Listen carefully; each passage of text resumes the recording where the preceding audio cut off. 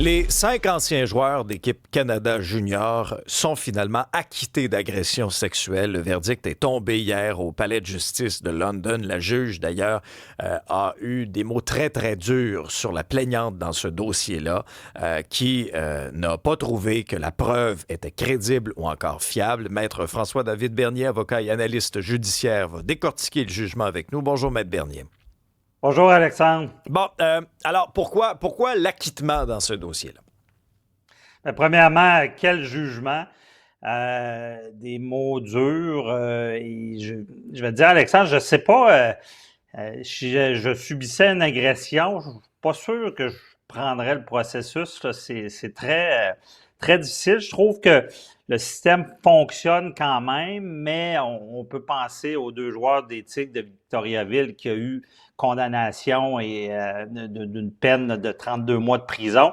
Et dans ce cas-là, acquittement.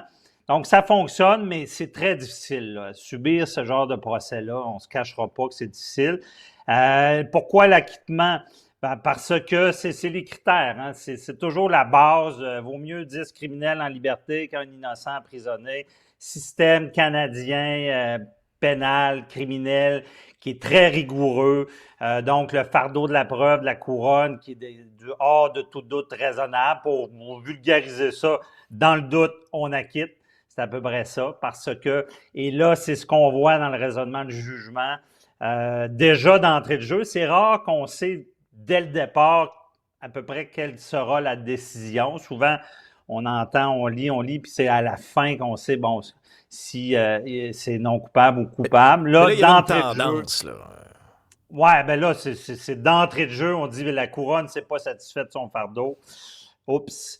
Et d'entrée de jeu, je considère que le témoignage de la plaignante n'est pas crédible, la preuve n'est pas fiable.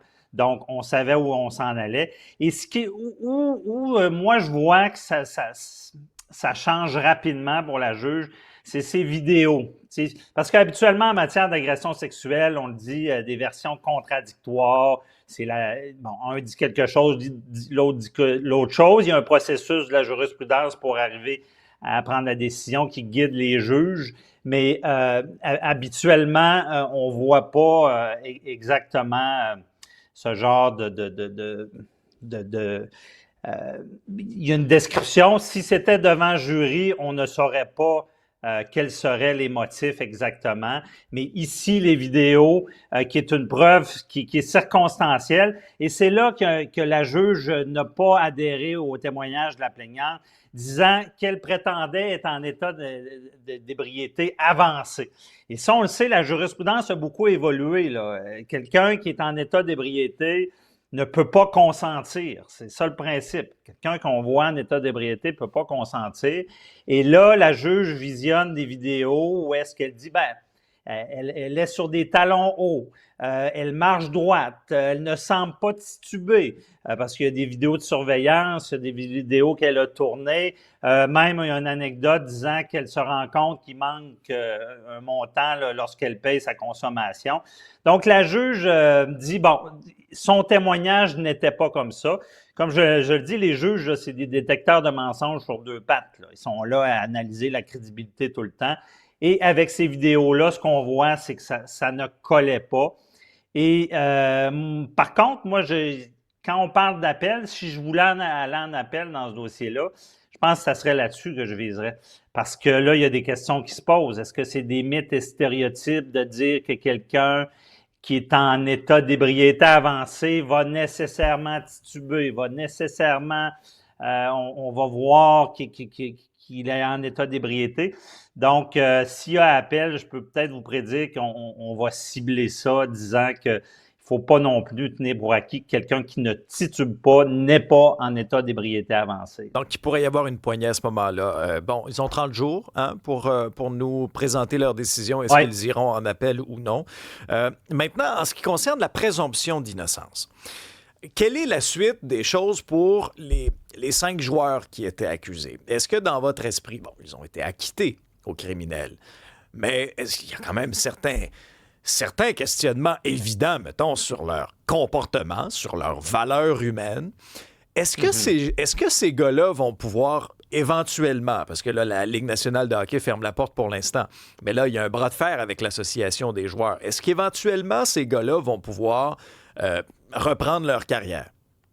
Moi, je crois pas. Je crois pas. Je suis dans le domaine. La présomption d'innocence est souvent écorchée, puis ne sera jamais assez forte pour réhabiliter ces jeunes-là. C'est malheureusement d'un côté, mais il faut savoir qu'il y a une différence avec ce qui est moral. Est-ce que c'est moral ce qu'on fait? Ça, c'est un jugement qu'on peut porter. Et ce qui est criminel. Est-ce que c'est criminel? Et là, la ligne peut être très différente.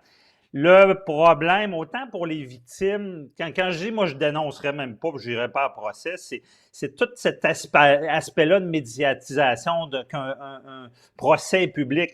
Alexandre, il faut savoir, des fois, c'est un peu dénaturé, ça, que ça soit public comme ça, parce que à l'époque, pourquoi on a dit que dans la charte, un procès doit être public, c'est qu'il y avait du monde de jugés en cachette dans leur sous-sol ou qui étaient condamnés, personne ne le savait. Il n'y avait pas de justice là-dessus. Là, on a dit procès public. Mais là, on va dans le balancier, on parle d'agression sexuelle, on parle de victimes, de plaignants et d'accusés. Et là, tout d'un coup, on déballe tout ça, le détail, moindre détail. Imaginez pour la plaignante toute sa vie sexuelle. C'est pas rien, là. C'est très dur. Un processus très, difficile. Très dur comme processus. Et de l'autre côté, la présomption d'innocence n'est pas là parce qu'on a tout su, puis là, on va juger moralement ce qui n'est pas criminel. Moi, dans ma tête, quand il y a un acquittement, ça devrait être fini. Mais c'est pas ça dans la réalité. Et c'est pour ça que peut-être il faut se poser des questions. C'est le genre de procès, on le voit en familial. Il y a des huis clos, des fois, il y a des parties qui sont confidentielles, qui évitent ces effets pervers-là. Et ce genre de dossier-là, il ne faut pas que ça décourage les plaignants de porter plainte. Il faut pas. Mais on ne se cache pas qu'il y a certains problèmes. Et on ne se cache pas qu'au Québec, on travaille fort là-dessus parce que déjà, il y a des mesures d'accompagnement pour les plaignants.